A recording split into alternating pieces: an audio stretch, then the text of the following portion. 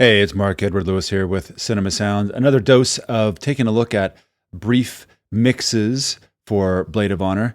Here we have a little piece with one of my favorite actors from Star Trek Deep Space Nine, Aron Eisenberg, who played Nog, the Ferengi, not the bartender guy, but his nephew, who ends up losing a leg in season 5, is it? Season 6? Something like that? Whatever it is. Anyway, so we're going to take a look at this mix that we did.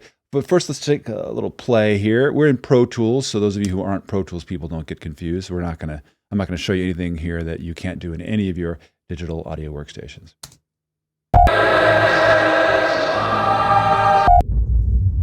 She did it again.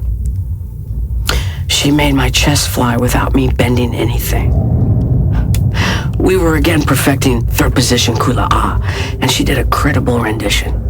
I said, "Your performance is improving daily." And then she said, "Master Raejin, that means the air to me."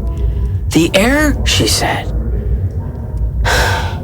I'm really losing my ability to remain settled in all of this. I mean, I am happy without reason. But I am interpreting the most innocuous words as foregone meanings of affection from... So you get it. There's tons of background going on in there. And one of the issues that we had, if you've looked at any of the other videos where we've kind of broken out the transmedia content from Blade of Honor, is that all of these shoots are in the same room. We used the NTG-8 a shotgun and pointed it right at his face. Got a beautiful, beautiful sound out of that, as we always do. But the issue with this room in particular is they're supposed to be in this grand, 10,000-year-old stone temple.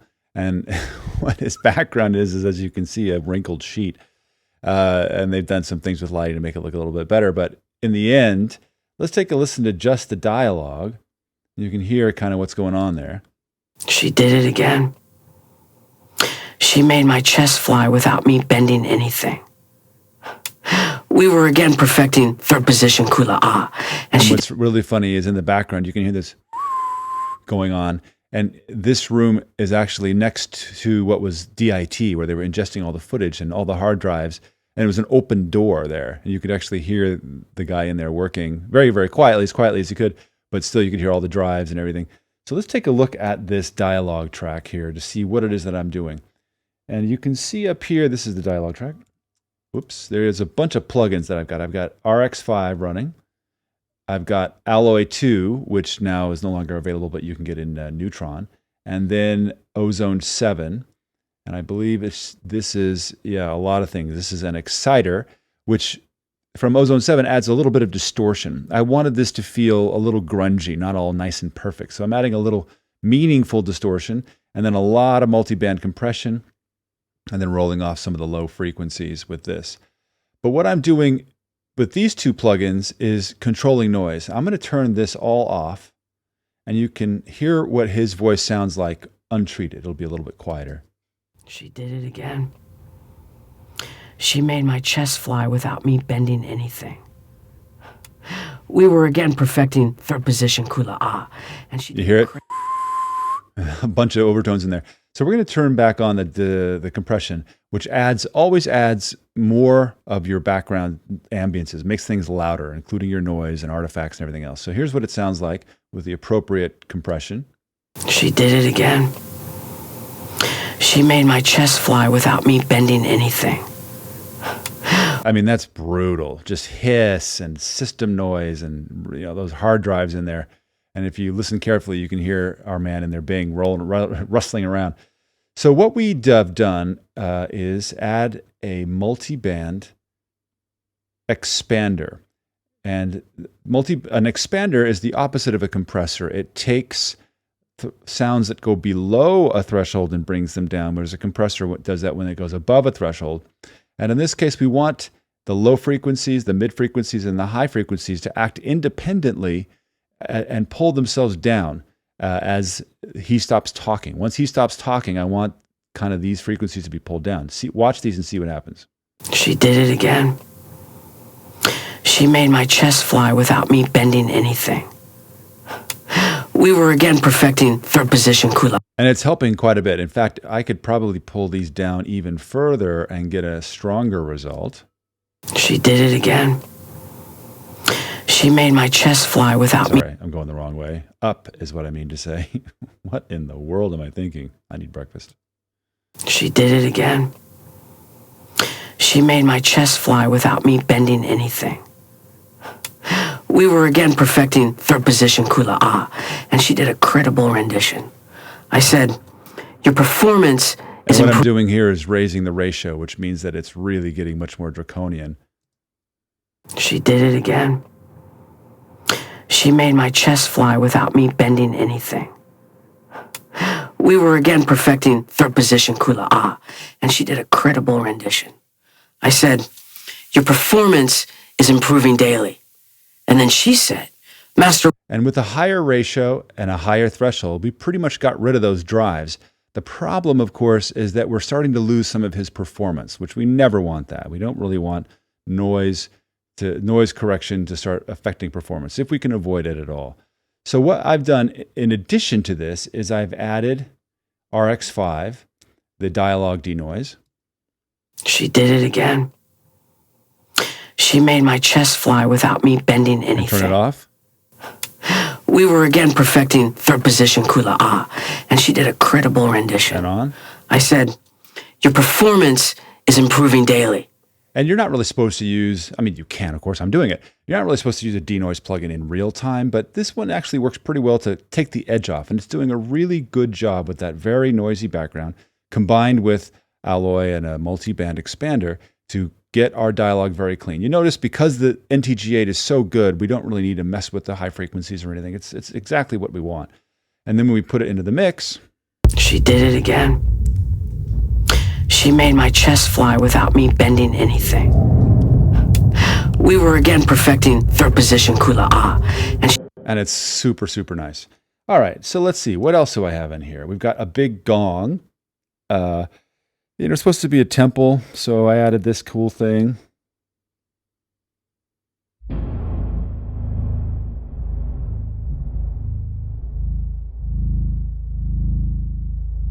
Which is this cool sci-fi crazy, who knows what the heck it is, but I figured it was a giant gong would be cool. Now here's what this sounds like by itself. I've already pitched it down. I destructively pitched that gong sound down, but here's what it sounds like without any of these crazy plugins, which I'll show you what they're about in a minute.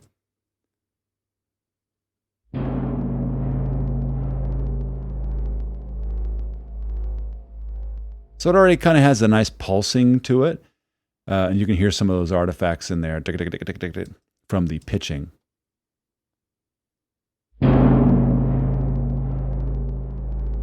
Which isn't great. We don't normally like that. But one of the things that I knew I could do to solve that and smooth that over is add a gigantic 8.5 second reverb to it.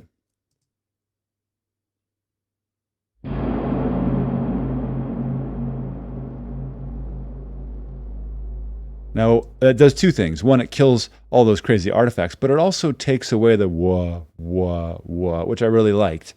So I added a compressor. This is Pro Comp, but just a very pretty chromiumized version of a regular old compressor that comes with Pro Tools. You can see the reduction here. It's doing all kinds of fun little things as it tries to deal with the reverb decay. Some fun little artifacts. And the way I'm doing that is by having a very slow attack, a really slow release, half a second, and then having the threshold just below where the bang is. And then it kind of goes crazy from there. Check it out again.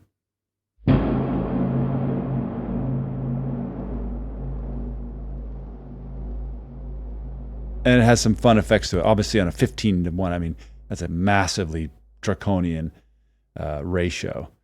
And then I'm adding some low frequencies, and this is the Pro Sub. This actual plugin is only available in Pro Tools, but there are many plugins that do the same thing in Audition and Logic especially, and then of course Waves has their own myriad of them. But check out what this does. And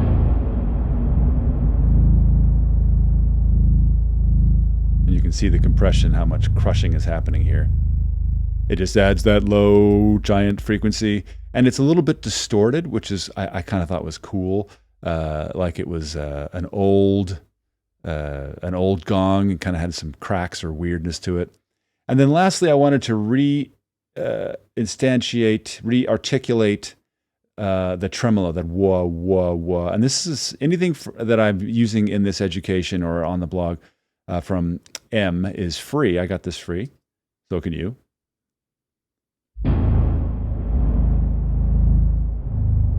You can see it go up and down with this cool sine wave. And we can change the sine wave shape, make it something crazy if we want, but I like that. And then, of course, the depth, how much of it, and then how fast, right? Basically 1 per second. We can make it go super fast if we want.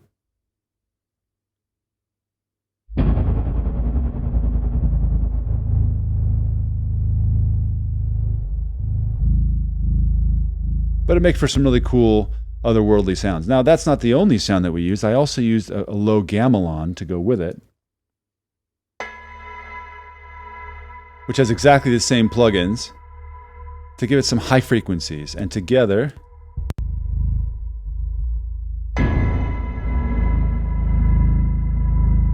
it sounds like this really cool alien gong in a giant temple somewhere, which I thought was so dope. But that's just me. You probably hate it, but that's okay.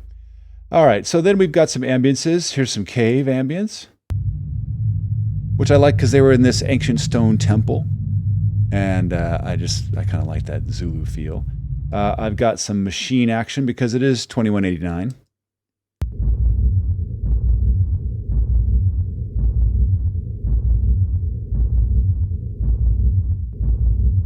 Anyway, I kind of thought that was cool. And then I thought to add just a real subtle thing like we did with the fluorescent light on the other example that we have.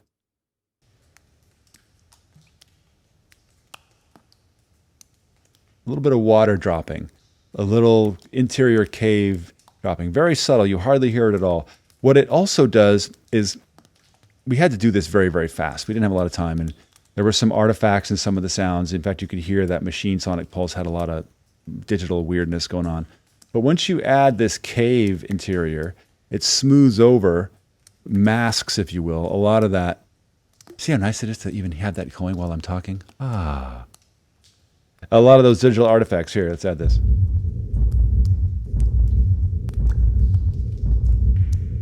If I turn it off, you really start hearing some of that stuff. All right, what else we got in here? Oh, side talking.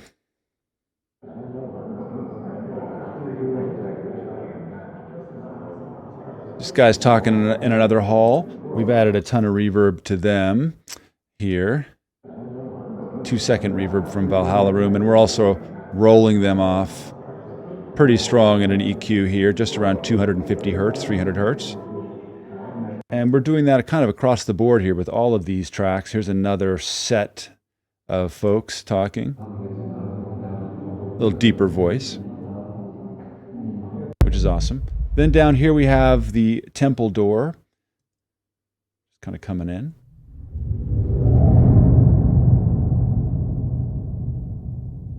I could have added a nice thump to it, but it was starting to get in the way. And then last but not least is the actual intro. And I had a lot of fun with this. I wanted it to feel like it was, ancient monks in 2189. So I did some things that I normally wouldn't suggest you do, but I'll show them to you. This is a Slavic tenor just singing away.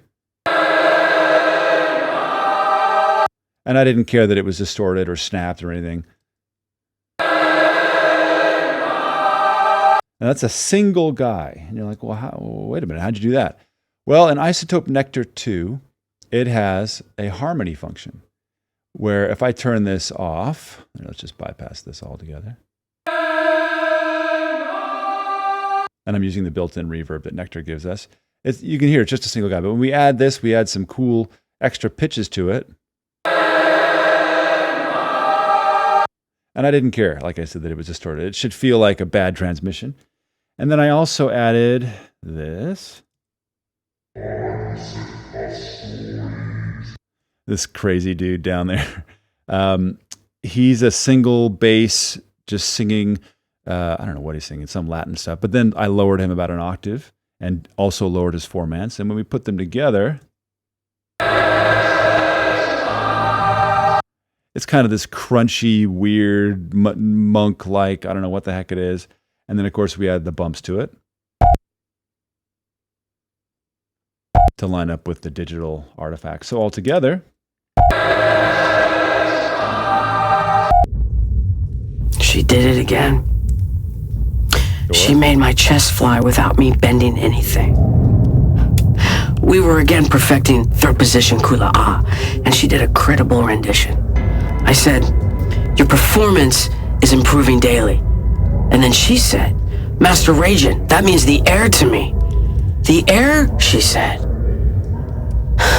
Now notice how loud this is. It's just crushingly loud. It may not sound loud to you, but when I mixed this, I had to mix this down at -30. This is about 30 times louder. And if we look at the limiter, always having that limiter there, watch what it's having to do.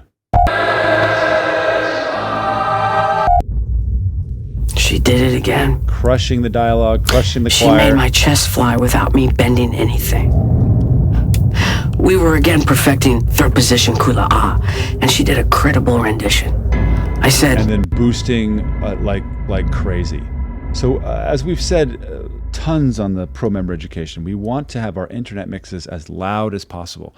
Not just loud to be loud, but loud in specific frequencies that make it perceived to be louder, which is why we love to roll off these low frequencies and boost other ones to make it appear that there's low frequencies without that giant energy sapping, bandwidth crushing low frequencies.